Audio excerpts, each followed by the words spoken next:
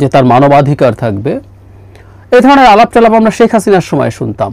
যখন বিচার বহির্ভূত হত্যাকাণ্ড ছিল তখন অনেক সময় যখন এর বিরুদ্ধে কথা বলেছি, এই আলাপটা সামনে এসছে, ওরা কি মানুষ নাকি, তাদের কিসের মানবাধিকার, যখন আমাদের ওপরে এটা হয়েছে ওটা হয়েছে তখন কোথায় থাকে মানবাধিকার, এই ধরনের আলাপ-টালাপ। কেন বলছি, 5 আগস্টের পর থেকে আওয়ামী লীগের বিরুদ্ধে এই ধরনের একটা আলাপ আমরা কেউ কেউ করছি, এটা একটা ডেঞ্জারাস আলাপ, ভয়ঙ্কর ঝুঁকিপূর্ণ আলাপ। এবং এই যে আমি কথাটা বলছি এটা ইটসেলফও খুব ঝুঁকিপূর্ণ। একটা নিউজ দেখে, মর্মান্তিক নিউজ, আওয়ামী লীগের লোকজনকে পিটিয়ে মেরে টেরে ফেলা হয়েছে, 5 আগস্টের পর পেটানো হয়, কিন্তু ছাত্রলীগ কর্মীকে, নাটোরের ছাত্রলীগ কর্মীকে মারধরের পর পিঠে পাড়া দিয়ে রিকশায় শহর ঘোরালো ছাত্রদল। বিএনপির দৃষ্টি আকর্ষণ করছি, BNP must be careful about this, আমি মনে করি। তাতে তার ঝুঁকি থাকলে থাকবে, কিন্তু তাকে এটা নিয়ে কাজ করতে হবে। আসবো এই নিউজটায়, তার আগে একটু বলে রাখি, একটা রাষ্ট্র যখন তার কিছু নাগরিককে নাগরিক হিসাবে স্বীকার করে না, তার মানবাধিকার আছে, তার সিভিল অ্যান্ড পলিটিক্যাল রাইটস আছে, সেটা যখন স্বীকার করে না, তখন সাধারণ মানুষের মধ্যে এই প্রবণতা ছড়িয়ে পড়ার সম্ভাবনা অনেক বেশি। স্বাভাবিকভাবে আমরা কি এক্সপেক্ট করি, একটা রাষ্ট্রের নাগরিকরা অপরাধ করতে পারে, কিন্তু রাষ্ট্র অপরাধ করবে না, রাষ্ট্র আইন এবং বিধিবিধান অনুযায়ী চলবে। কখনো কখনো সেটা ব্যত্যয় হবে, রাষ্ট্র ব্যত্যয় করে না তারা, কারণ রাষ্ট্রের বিরুদ্ধে আমরা কোর্টে যাই, কিন্তু মোটা দাগে সে আইন এবং বিধিবিধান পালন করবে, এটাই এক্সপেক্টেড। আওয়ামী লীগের মিছিল হচ্ছিল, মিছিলে বাধা দেওয়া হচ্ছে, এবং যখন বাধা হচ্ছে না তার জবাবে স্বরাষ্ট্রমন্ত্রী প্রকাশ্যে দাঁড়িয়ে বলছেন মিছিলে কেন বাধা দেওয়া হয়নি, মিছিলের থেকে কেন গ্রেফতার করা হয়নি, কেন ব্যবস্থা নেওয়া হয়নি, সে ব্যাপারে তিনি পুলিশের বিরুদ্ধে ব্যবস্থা নেবেন, ভবিষ্যতে এটা যদি হয় তিনি কঠোর ব্যবস্থা নেবেন পুলিশের বিরুদ্ধে। মানে একটা রাষ্ট্রের স্বরাষ্ট্রমন্ত্রী বলছেন এইভাবে। আমি প্রায় এই কথাটা বলছি, আমরা আসলে এই জায়গায় ঝুঁকিতে পড়ব। আই রিপিট, আমরা এই জায়গায় ঝুঁকিতে পড়ব। আওয়ামী লীগ ওভারওয়েলমিংলি মিছিল নিয়ে নামতে থাকবে, এবং আমাদের রাষ্ট্রীয় আইন শৃঙ্খলা রক্ষাকারী বাহিনী যখন তাকে বাধা দেবে তখন এই প্রশ্ন তোলা হবে, এই প্রশ্ন তোলা হবেই, এবং সত্যিকার অর্থে তাদের বাধা দেওয়ার কোনো গ্রাউন্ড সরকারের হাতে নেই। আমি অবাক হয়ে দেখছি ছাত্রদল বিভিন্ন জায়গায় যারা মিছিল করেছে তাদেরকে যখন ধরে বেঁধে থানায় দিয়ে আসছে, তখন অনেকে বাহবা দিচ্ছেন ছাত্রদলকে। আমি এই বাহবাটাও দেই না, এটা ছাত্রদলের কাজ না, কোনোভাবেই ছাত্রদলের কাজ না। এই কাজ যখন আওয়ামী লীগ করতে চেয়েছে, করেছে। আমার অসংখ্য ভিডিও আছে, অসংখ্য বক্তব্য আছে, একটার পর একটা টক শোতে কথা বলেছে আওয়ামী লীগের নেতাদের সামনে, এবং একটা পর্যায়ে তারা এই বক্তব্য থেকে সরেও এসেছিল। যখন প্রথম তারা বলতো তারা আইন শৃঙ্খলা এবং জনগণের নিরাপত্তা দেখাশোনার দায়িত্বে আছে, তখনই চ্যালেঞ্জ করতাম। ঠিক একইভাবে ছাত্র দলের কাজ এটা কোনোভাবেই না, কে মিছিল করলো তার বাড়ি গিয়ে তাকে বা অন্য কোথাও থেকে ধরে এনে থানায় সোপর্দ করা। ছাত্রদল অক্সিলারি ফোর্স হতে পারে না, এতে বাবা পাওয়া যেতে পারে, কিন্তু ছাত্রদল ভুল পথে আছে যদি তারা এই কাজটা করে। আর সরকার তো কোনো আইন ছাড়া কিভাবে এই কাজটা করবে আমি আসলে জানি না। একটা রাষ্ট্র আইন দিয়ে চলবে, পোস্ট হাসিনা যে অবস্থায় থাকুক না কেন, যে কোনো ফর্মে যে কোনোভাবে কোনো একটা আইনের মধ্য দিয়ে আওয়ামী লীগের এই মিছিলকে নিষিদ্ধ করতে পারে। ইভেন আমি টেকনিক্যালি বলছি, ধরে টরে নিয়ে গিয়ে বিশেষ ক্ষমতা আইনে, খুবই সমালোচিত আইন, কিন্তু বিশেষ ক্ষমতা আইনে কতগুলো ধারা আছে যে আপনি অ্যান্টিসিপেট করছেন এখান থেকে সমস্যা হবে, ওটা হবে, সেটা হবে, সেই জন্য ধরেছেন। কিন্তু আপনি ঘোষণা করে বলছেন যে মিছিল করতে দেবো না, মিছিল করলে ধরবো। একটা স্বরাষ্ট্রমন্ত্রী কিভাবে এই কথা বলেন? মানে একজন উপদেষ্টা হয়েছেন, কিন্তু ন্যূনতম আইন, ন্যূনতম সংবিধানের জ্ঞান রাখেন না। জ্ঞান রাখেন নাই বলবো, জ্ঞান থাকলে কিন্তু এই করতেন নাকি? জ্ঞান রেখেও এখন এরকম হয়েছেন, যেহেতু এটা পপুলার। আমাদের কিন্তু এই টেন্ডেন্সি আছে যে আমরা পপুলিস্ট অ্যাটিটিউড দেখাই। Crossfire was very popular. প্রথম যখন ক্রসফায়ার নিয়ে লিখতাম, অনেকবার বলেছি কি তীব্র গালিগালাজের মুখে পড়েছি, আমার তো মনে আছে। সে অনেক আগের কথা, কারণ পপুলার ছিল। সরকার করেও যেতে পেরেছিল একটার পর একটা বিচার বহির্ভূত হত্যাকাণ্ড, কারণ এটা পপুলার ছিল। সো রাষ্ট্র যখন, সরকার যখন এভাবে কাজ করে, আওয়ামী লীগকে মানবাধিকার আওয়ামী লীগের আছে, সাংবিধানিক অধিকার আওয়ামী লীগের আছে, এটা যখন স্বীকার করে না, কেউ যত বড় অপরাধী হোক না কেন, তার তো মানবাধিকার আছে, তার তো সাংবিধানিক অধিকার আছে, সেগুলো যখন সরকার নিজে স্বীকার করে না, তাহলে জনগণের মধ্যে টেন্ডেন্সি ছড়াবে। এখানে যে ঘটনাটা ঘটেছে ভয়ঙ্কর ব্যাপার, আমি একটু পড়ি। অটোরিকশায় শুয়ে এক তরুণের পিঠের উপরে জুতা পায়ে চেপে ধরে আছেন আরেক তরুণ, সঙ্গে থাকা আরো কয়েকজন উচ্চস্বরে গান বাজাচ্ছেন। পায়ের নিচে থাকা তরুণ চিৎকার করে ছেড়ে দেওয়ার আকুতি জানাচ্ছেন, কিন্তু উন্মাদনায় মেতে থাকা তরুণরা তাতে সাড়া দিচ্ছেন না। এভাবেই শহরের প্রধান সড়কে প্রায় 2 কিলোমিটার এই তরুণকে ঘোরানো হয়। এটা একটা ভিডিও সামাজিক মাধ্যমে ছড়িয়ে পড়েছে। তার নাম ফয়সাল হোসেন, ছাত্রলীগের কর্মী। নির্যাতন যারা করেছে তারা ছাত্র দলের কর্মী।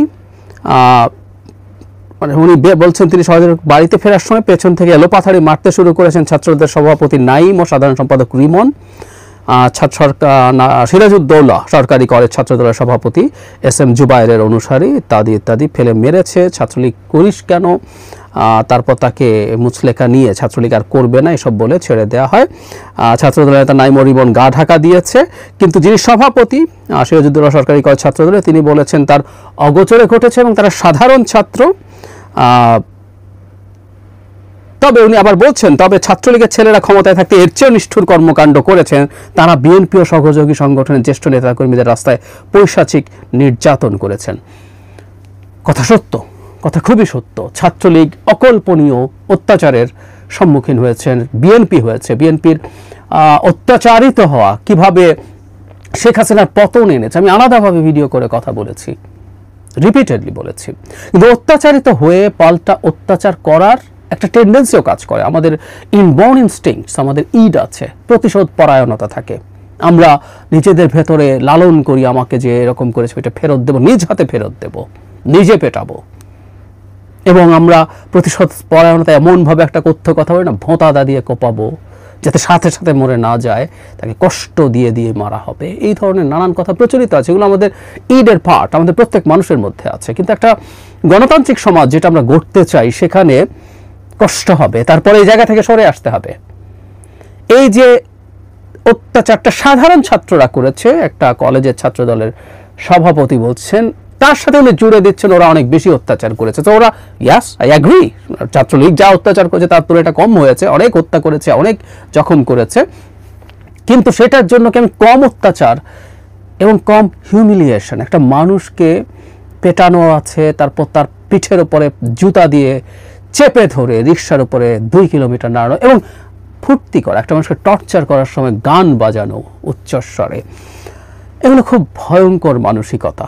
আমি আবারও বলছি, আমি সহমর্মিতা রেখে বলছি, কিন্তু বিএনপিকে তার সাংগঠনিক এই ব্যাপারগুলো দেখভাল করতে হবে।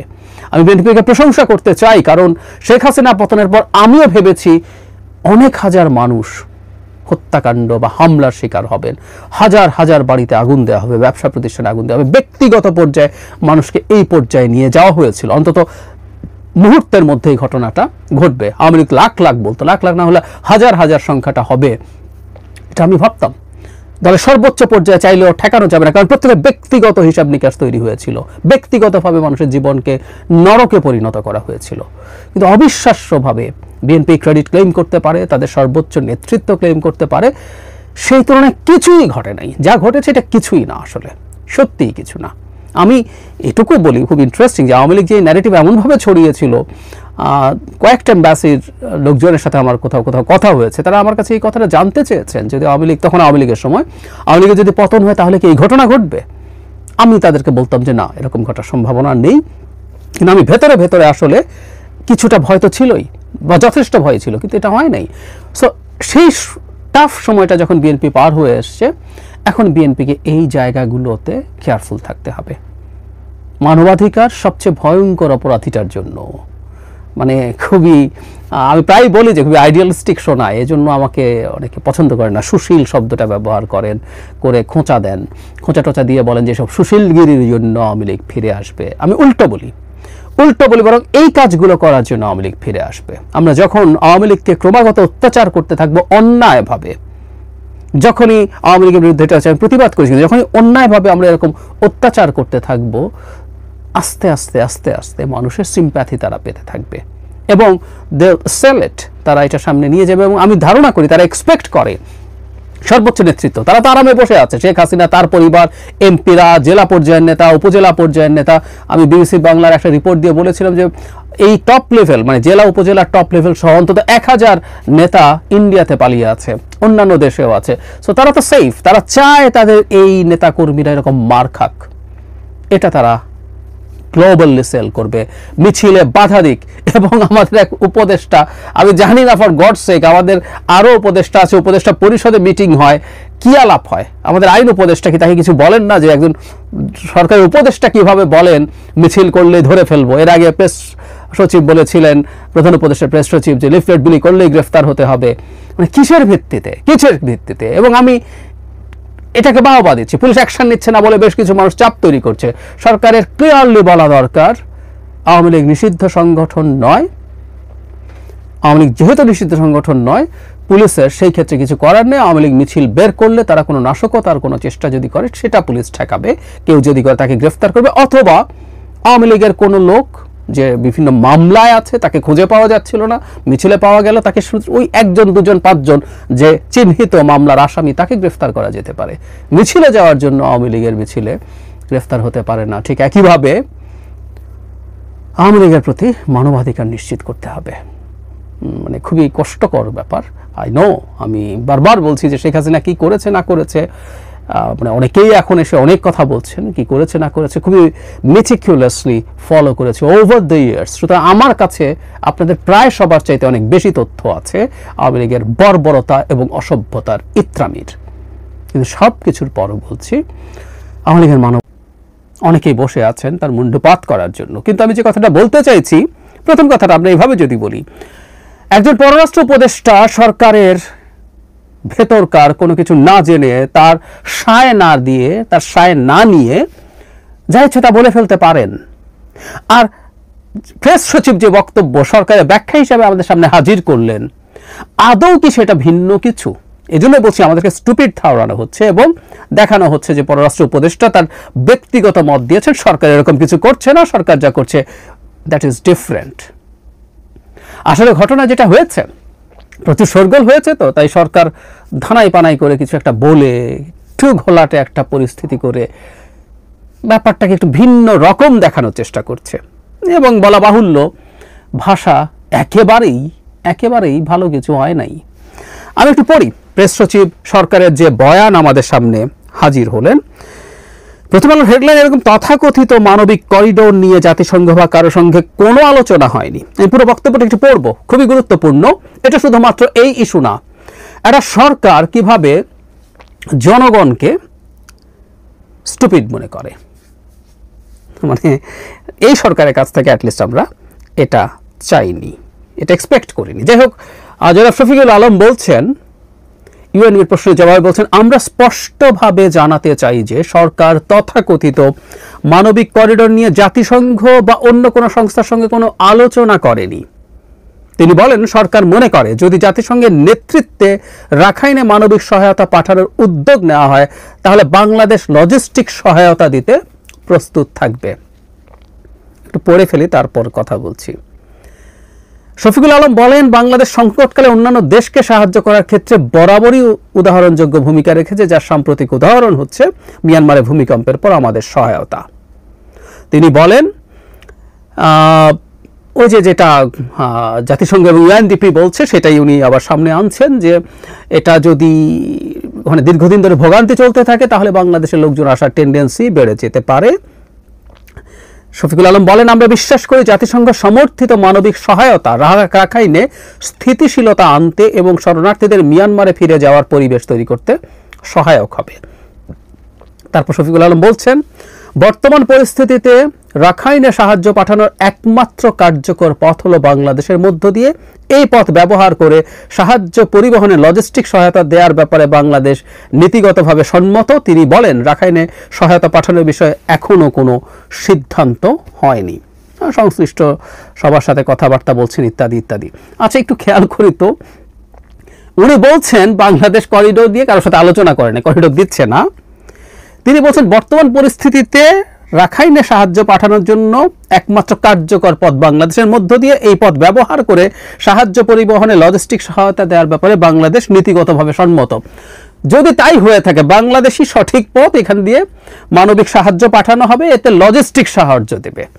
আচ্ছা, বাংলাদেশের মধ্য দিয়ে যদি সাহায্য পাঠায়, লজিস্টিক সাহায্য কি সে পরিবহন করে দেবে, এগুলো রাখার যে ব্যবস্থা করবে, তারপর এটা যাবে কোনখান দিয়ে? বাংলাদেশ হয়ে মিয়ানমারে। তো করিডোর কাকে বলে? করিডোর কাকে বলে? মানে আমি খুব অবাক হই এই সরকারের। আমি জানি না এটা কি উপদেষ্টা পরিষদ বা কয়েকজন উপদেষ্টা মিলে এই বয়ান তৈরি করেছেন। খুব কাঁচা হয়ে গেল, ক্রসফায়ারের গল্পের মতো, খুব কাঁচা কাজ। আমি খুবই হতাশ এই সরকারের উপদেষ্টাদের এবং সরকারের যারা নীতি নির্ধারক, যারা এই বয়ানটা তৈরি করেছেন, তাদের কাঁচা কাজ দেখে। আমাদেরকে স্টুপিড মনে করে তারা নিজেদেরকে স্টুপিড প্রমাণ করেছে। আমি খুব কঠোর শব্দে বলছি, কারণ এই বয়ানের মধ্যেই আছে আসলে এটা একটা করিডোর, কিন্তু বলছেন করিডোর নিয়ে কোনো কথাবার্তা হয়নি। আচ্ছা, পাল্টা কথা বলছি। উনি এভাবে বলছেন, এই পথ ব্যবহার করে সাহায্য পরিবহনে লজিস্টিক সহায়তা দেওয়ার ব্যাপারে বাংলাদেশ নীতিগতভাবে একমত আছে। কার সাথে একমত? জাতিসংঘের সাথে যদি কথাই না হয় তাহলে কার সাথে একমত হলো? কেন একমত হলো? জাতিসংঘ বাংলাদেশকে বাদ দিয়ে বাংলাদেশের মধ্য দিয়ে তাদের ভাষায় তথাকথিত লজিস্টিক সাহায্য নিয়ে রাখাইনে সাহায্য পাঠাবে বাংলাদেশের সাথে আলাপ না করে। আর নীতিগতভাবে কার সাথে একমত হলো? বাংলাদেশ কোনো কথাবার্তা ছাড়া। এখানেও আগেও তিনি বলেছেন জাতিসংঘের নেতৃত্ব যদি পাঠানোর চেষ্টা করে তাহলে বাংলাদেশ লজিস্টিক সাহায্য দেবেন। মধ্যে কথাটা হচ্ছে এই, জনাব শফিকুল আলমের বক্তব্য আবারও একই মানবিক করিডোরই। জাস্ট এটাকে একটা শব্দে বলেছেন এবং পররাষ্ট্র উপদেষ্টা যা বলেছেন খুবই সঠিক। সরকার এটা নীতিগত সিদ্ধান্ত হয়ে গিয়েছিল, শর্ত নিয়ে তিনি বলছেন আলাপ চলছে এবং সেই শর্তগুলো তিনি সবার সামনে বলতে চাননি। ঠিক আছে, আমি এটা সরিয়ে রাখলাম। কিন্তু জনাব শফিকুল আলমের যে বক্তব্য তাতে কিন্তু সরকারের সরে আসার কোনো রকম কোনো ইঙ্গিত নেই। সরকার এই জায়গায় স্টিক করছে, এটা ফর শিওর। ঘটনা যেটা হয়েছে, আমরা এই আলাপটা করেছি যে এই সরকারের কোনো রকম কোনো এখতিয়ার নেই এই ধরনের একটা কাজ করা। আমি স্মরণ করিয়ে দেই, গতকাল একটা ভিডিওতে বলেছিলাম এই সরকার 8 মাসের মধ্যে নির্বাচন দিয়ে দিতে পারে এই পরিস্থিতি আছে। এই সরকারকে এই রকম সিদ্ধান্ত নিতে কে বলেছে? এবং কোনো রকম কোনো আলোচনা ছাড়া, যেটা রাজনৈতিক দলগুলো রাইটলি সামনে আনছেন, কারোর সাথে কোনো আলোচনা করা হয় নাই। এই সরকার মিয়ানমারের সাথে যুদ্ধ বেঁধে যাবে এই পরিস্থিতি তৈরি করছে। সো কল্ড মানবিক করিডোর কি ধরনের পরিস্থিতি তৈরি করতে পারে? একদম নিকট অতীতে গাজায় মানবিক করিডোরগুলোতে দেখতে পারেন যে কেউ একটার পর একটা হামলা ইসরায়েলের দিক থেকে হয়েছে। নট অনলি দ্যাট, খুবই ইন্টারেস্টিং একটা এক্সাম্পল হবে যে কেউ খুঁজলে পাবেন। রাশিয়া ইউক্রেন যুদ্ধ যখন শুরু হয়, মারিওপোলে আটকে পড়া কিছু মানুষের কাছে হিউম্যানিটেরিয়ান করিডোর যখন তৈরি করা হয়েছে, যেটা রাশিয়ার সম্মত হয়েছিল, তার মানে ইউক্রেন রাশিয়া দুই পক্ষই একমত হয়ে একটা হিউম্যানিটেরিয়ান করিডোর করেছিল, কিন্তু কিছুদিনের মধ্যে এটা বন্ধ হয়ে যায়, কারণ রাশিয়া ওটা অ্যাটাক করেছিল। কারণ আসলে এই করিডোরগুলো শেষ পর্যন্ত দুটো দেশ যখন যুদ্ধের মধ্যে চলে যায়, এগুলো আসলে আর সেই অর্থে শুধু মানবিক সরবরাহ নিয়ে যাওয়ার ক্ষেত্রে কাজ করে না। আর আমি গতকালই বলেছি, আমি আবারও বলছি যারা সেই ভিডিওটা শোনেন নাই, মানবিক মানে সাহায্য হিসাবে যেসব পণ্য যাবে এগুলো প্রত্যেকটা যুদ্ধের জন্য ইম্পর্টেন্ট জিনিস। খাদ্য, ঔষধ, জ্বালানি, কোনটা আসলে আরাকান আর্মির কাজে লাগবে না, সাধারণ মানুষের জন্য পাঠানো হলো। এই জায়গা পুরো আরাকান আর্মির কন্ট্রোলে আছে এবং আরাকান আর্মির হাতে এগুলো যাবে না, যেগুলো খেয়ে সে শরীর স্বাস্থ্য ভালো রেখে সুস্থ থেকে জ্বালানি দিয়ে মিয়ানমার মিলিটারি, যেটা তাতমাদাও বলে পরিচিত, তার সাথে যুদ্ধে আরো পাল্টা শক্তি পাবে না। এটা হতে পারে? এই অঞ্চলের সরবরাহ মিয়ানমার বন্ধ করে রেখেছে যাতে এরা দুর্বল হয়ে পড়ে, পরবর্তীতে দুর্বলদের সাথে তারা আবার লড়াই করে এই জায়গাগুলো রিগেইন করবে, তাই তো? তো তাহলে এটা যখন করবে, এটা কেন কোনো না কোনোভাবে এটার টার্গেট হবে না? এবং এটাতে কোনো সন্দেহের কিছু নাই, জাতিসংঘ এবং আমেরিকার ইন্টারেস্টে যখন এটা হবে তখন অনিবার্যভাবেই এটা চায়নাকে নাখোশ করবে। বার্মা অ্যাক্ট যখন আমেরিকা করেছে এই মিয়ানমারে আসা, এবং বিশেষ করে রাখাইন অঞ্চল নিয়ে আমেরিকার বিরাট স্ট্র্যাটেজিক ইন্টারেস্ট আছে, সেটা হচ্ছে এই প্রভিন্সে চায়না, আমি অনেকদিন আগে এসব নিয়ে কথা বলেছিলাম, আপনাদের মনে থাকতে পারে যারা রেগুলারলি আমাকে দেখেন, সেটা হচ্ছে এই যে আমেরিকা ইন্দো প্যাসিফিক স্ট্র্যাটেজি করেছে। কেন? সে চায়নাকে ঠেকানোর জন্য আগে এশিয়া প্যাসিফিক ছিল, পরে জাপানের প্রাইম মিনিস্টার শিনজো আবের পরামর্শে এটা ইন্দো প্যাসিফিক মানে ইন্ডিয়ান ওশান যোগ হলো। মানে চায়না তার চিরকালীন একটা সংকট তার আছে, তার একটা ভীতি আছে, সে তার বাণিজ্য পথ মূলত অত্যন্ত ন্যারো একটা জায়গা দিয়ে যায়, মালাক্কা স্ট্রেইট, এটা যদি কোনোদিন ব্লক করে দেয়া যায় তাহলে চায়নার খুব বড় ঝুঁকি হয়ে যায়, তাকে বিরাট পথ ঘুরে সমুদ্র ঘুরে তাকে তার কোস্টাল এরিয়ায় যেতে হয়। সেই জন্য সে সবসময় চেষ্টা করেছে এই চোক পয়েন্ট, জিও পলিটিক্সের ভাষায় এগুলোকে চোক পয়েন্ট বলা হয়, এই চোক পয়েন্টটাকে সে এড়িয়ে অন্যকে কি অল্টারনেটিভ পথ খোঁজা যায়। একটা সে পাকিস্তানকে একটা প্রজেক্ট খাইয়েছে, বিরাট উন্নতি হবে বলে পাকিস্তানকে ঋণের জালে সে জড়িয়ে $65 বিলিয়ন খরচ করে আদতে তার একটা পথ খুলেছে সেটা হচ্ছে চায়না পাকিস্তান ইকোনমিক করিডোর সিপেক। এটা শিনজিয়াং প্রভিন্সকে যুক্ত করেছে গোয়াদার পোর্ট পাকিস্তানের সাথে, ফলে সে এদিকে না গিয়ে গোয়াদার হয়ে তার দেশে ঢোকার একটা পথ করেছে। আরেকটা পথ কিন্তু এখানে রাখাইন প্রভিন্স হয়ে সে করতে চেয়েছে। এখান থেকে শুধু ডিপ সি পোর্ট না, কিয়াকফিও শুধু ডিপ সি পোর্ট না, পোর্ট তো তৈরি করেছে, এখান থেকে সে গ্যাস তেলের পাইপলাইন সরাসরি তার মেইনল্যান্ডে চায়নাতে নিয়ে গেছে, সেই অল্টারনেটিভটা খুঁজছে। ফলে রাখাইন নিয়ে আমেরিকার খুব গুরুত্বপূর্ণ ইন্টারেস্ট, এসব কারণে সে চায়নার ইন্টারেস্টকে হ্যাম্পার করতে চায়।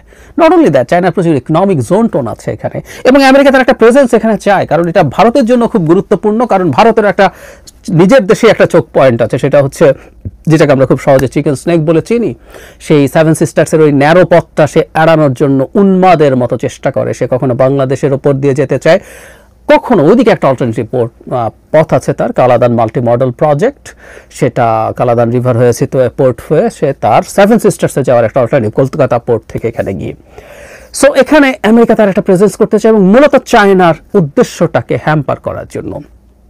এখন চায়না যদি দেখে বাংলাদেশ আমেরিকার হয়ে এখানে আরাকান আর্মিকে অনেক বেশি পাওয়ারফুল করে তোলার জন্য এবং এই অঞ্চলের কন্ট্রোল আমেরিকা বা ডিফ্যাক্টো জাতিসংঘ এভাবে চলে যায়, চায়না তখন ফর দ্য টাইম বিং তারা, এখন তো আসলে আমরা জানি নিশ্চয়ই এটা নিয়ে অনেক কথা হয়েছে, আরাকান আর্মি আসলে আরও দুটো রেবেল গ্রুপের সাথে মিলে থ্রি ব্রাদারহুড অ্যালায়েন্স একটা তৈরি করেছিল 19 সালে।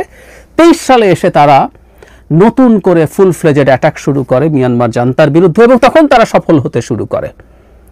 1027 এরকম একটা অপারেশনের নাম। 23 সালে 10 হচ্ছে মাস, অক্টোবর, 27 হচ্ছে তারিখ, 27 অক্টোবর শুরু করে। সেই অপারেশনে মূলত চায়নার লজিস্টিক এবং মিলিটারি তার অস্ত্রশস্ত্রের সাহায্যেই তারা শেষ পর্যন্ত সাফল্যগুলো পায়। কিন্তু এই আরাকান আর্মি যদি আমাদের এখানকার সাহায্যে এই জায়গাগুলোতে আমেরিকা এবং জাতিসংঘ অনেক বেশি ইনভলভ হওয়ার পরিস্থিতি হয়, এবং চায়না যদি মনে করে তাতে তার স্ট্র্যাটেজিক ইন্টারেস্ট হ্যাম্পার্ড হচ্ছে, অনিবার্যভাবেই এই সো কল্ড হিউম্যানিটেরিয়ান করিডর অ্যাটাকের শিকার হবে। এখন যেটা হয়, বাংলাদেশের এয়ার স্পেসে মিয়ানমার 25-30 বার ঢুকেছে, তাদের মর্টার শেল, অন্যকে মারা মর্টার শেল বাংলাদেশে এসছে, গুলি চলে এসছে এক জিনিস, আর যদি মিয়ানমার ঢুকে বাংলাদেশের এই সীমানার মধ্যে এই করিডোর বা যেসব স্টোরেজ আছে সেসব জায়গায় বমিং করে, বাংলাদেশের মতো একটা স্বাধীন সার্বভৌম দেশের রিটালিয়েট করা ছাড়া কি কোনো পথ থাকবে? এই পরিস্থিতিগুলো তৈরি করা হচ্ছে, আবারও বলছি, এবং সরকার সরে আসেনি। যে ব্যাখ্যা দিয়েছে এটা ফালতু ফাজলামো, একই কথাই তা নিয়ে বলেছেন, সরকারের দিক থেকে একই কথাই বলা হয়েছে, সরকার একইভাবে এগিয়ে যাচ্ছে। এবং আমি ব্যক্তিগতভাবে মনে করি রাজনৈতিক দলগুলো যথেষ্ট শক্তভাবে এটার বিরুদ্ধে এখনো দাঁড়ায়নি, তারা তাদের স্টেটমেন্ট শক্তভাবে দিয়েছে, কিন্তু এটা এই মুহূর্তেই বন্ধ করতে হবে।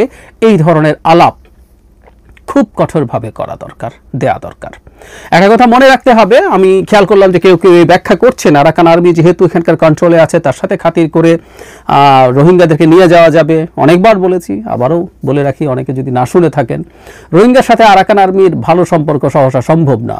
রিসেন্ট অতীতে তাদের পরস্পরের বিরুদ্ধে তারা যুদ্ধ করেছেন, লড়াই করেছেন। নট অনলি দ্যাট, এই যে অবস্থাটাকে আমরা দেখছি, এই স্ট্যাটাস কোটা কতদিন থাকবে তার কি গ্যারান্টি আছে? মানে আমরা আরাকান আর্মির সাথে একটা যোগাযোগ আন্ডার দ্য টেবল, ভেতরে ভেতরে গোপনে, এটা পছন্দ করি, এটা আমরা চাই, এটা দরকার ছিল। কিন্তু এখানে আরাকান আর্মির শেষ কথা, এই কথা আমরা কেন মনে করছি, কেন ভাবছি? মিয়ানমার মিলিটারি জান্তা সরকার এগুলো রিক্যাপচার করতে পারবে না, কে বলল, কেন বলল? খুব সহজেই সেটা হতে পারে। তখন আমরা কত বড় বিপদে পড়তে যাব সেটা কি বুঝতে পারছি? শুধু রোহিঙ্গা থেকে যাওয়া না, আমাদের একটা মাঝারি মানের যুদ্ধে যদি জড়িয়ে পড়ি আমরা, কি দাঁড়াবে পরিস্থিতি? বাংলাদেশে এইরকম একটা অর্থনৈতিক অবস্থায় কেউ কেউ দাবি করতে পারেন, ইনফ্যাক্ট এই ধরনের একটা আলাপ হচ্ছিল গতকাল একটা টক শোতে, মানে যদি যুদ্ধ শুরু হয় তাহলে কি আমেরিকা অনেক সাহায্য টাহায্য দেবে? আমি মনে করি না। আমরা খেয়াল করছি যেখানে আমেরিকার প্রেস্টিজ ইজ সিরিয়াসলি ইনভলভড, সেরকম একটা জায়গায় রাশিয়া ইউক্রেন ওয়ারেও আমেরিকা তার জায়গা থেকে সরে আসছে। কেউ কেউ বলতে পারেন এখানে চায়না ইনভলভড আছে তাই যুদ্ধে আমেরিকা থাকবে। যদি তা হয়েও থাকে, চায়না আমেরিকার একটা প্রক্সি যুদ্ধের মধ্যে আমরা কেন আমাদেরকে ঢেকে মানে টেনে নিয়ে চলে যাব? কোনো কারণ নেই ওটার। সুতরাং আমি মনে করি কোনো বিবেচনায় কখনোই কোনোভাবেই এই সংকটে জড়ানো বাংলাদেশের জন্য ঠিক হবে না। আমরা তাত্ত্বিকভাবে ধরে নিলাম এখানে একটা দুর্ভিক্ষ শুরু হলো, তারপরে রোহিঙ্গা আসার প্রবণতা বা ওখানকার রাখাইন পিপলের আসার প্রবণতা বাড়বে। আমরা যদি এখানে খুব শক্ত একটা ব্যারিয়ার তৈরি করি, বাধা দেই, তাহলে এদিকে ঢোকা যদি খুব ইজি মনে না হয় তাহলে নিশ্চিতভাবেই এই প্রবণতা কমবে। আর যদি অনেক আসার প্রবণতা থাকেও আমরা কিসের সাথে কিসের তুলনা করছি সেটা বুঝতে হবে। আমরা তাদের আশরা ঠেকাবো মনে করছি, এটা ঠেকানো যাবে না। কিন্তু যদি মনে করছি এটা ঠেকানোর বিনিময়ে আমরা একটা যুদ্ধর বেশ বিরাট ঝুঁকি নিচ্ছি, সেটা কোনোভাবেই আমরা আসলে নিতে পারি না। আর ওই যে বলছিলাম, এই যুদ্ধ মানে তো শুধু অর্থনৈতিক না, এই যুদ্ধ মানে বাংলাদেশের নির্বাচন পিছিয়ে যাওয়া, এই যুদ্ধ মানে বাংলাদেশের একটা স্থিতিশীল সরকার তৈরি হওয়া পিছিয়ে যাওয়া, অনেক অনেক ফ্যাক্টরস এটার সাথে জড়িত। সুতরাং সরকারের এই ফালতু পাল্টা স্টেটমেন্ট আমরা গ্রহণ করি না। মানে এই অর্থে এটা নতুন কিছু না, এটা একই পররাষ্ট্র উপদেষ্টা যা বলেছেন হুবহু তাই, বরং আমাদেরকে বোকা ঠাওরানো হয়েছে। রাজনৈতিক দলগুলোর উচিত আরও শক্ত হওয়া এবং তাদের প্রয়োজনে এটা নিয়ে মাঠে নামা, যে এই ধরনের কোন